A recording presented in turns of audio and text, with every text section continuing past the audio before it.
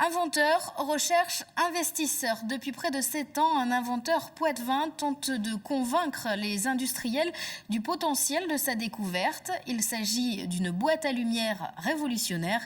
Ce Géotrouve-Tout recherche aujourd'hui des mécènes pour déposer des brevets de protection au Japon notamment. Démonstration, Jérôme Debeuf, Laurent Gauthier. Depuis 10 ans déjà, Olivier Caillot a fait le pari fou de révolutionner la lumière. Son système au Caillot aurait donc le pouvoir de maîtriser les rayons d'une source lumineuse pour mieux les diffuser. Pas de lumière frontale ni directe, mais des rayons qui s'entrecroisent pour former un halo de lumière.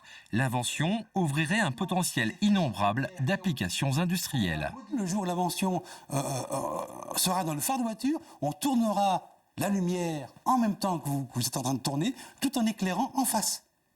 Les gens qui seront en face de vous, le piéton ne sera pas ébloui, vous le verrez mieux et toute l'énergie sera concentrée dans l'axe pour conduire. Un principe qui s'appliquerait à tous les fluides. Les premiers prototypes ont, malgré leur conception primitive, fait leur preuve dans l'éclairage et la photo. D'un côté, on a l'ombre, sans l'invention. De l'autre côté, on n'a plus l'ombre et on a un premier effet de relief du sujet éclairé. Et c'est donc sur le Japon qu'Olivier Caillot compte pour mettre en application un savoir-faire français. Le seul pays qui, selon lui, pourrait sauver son brevet. Le brevet est publié à partir du moment où vous avez commencé la procédure.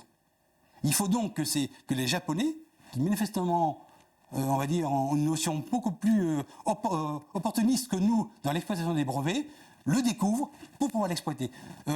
D'après mon conseiller en brevet de Strasbourg, en général, ils sont il y a 10-20 personnes qui se précipitent parce que les brevets, au Japon, ils sont tous exploités. Une entrée qui, dans ce pays, nécessite un investissement de 2 000 €. 2 000 € qui pourraient changer notre façon de voir les choses en pleine lumière. Imaginez à présent une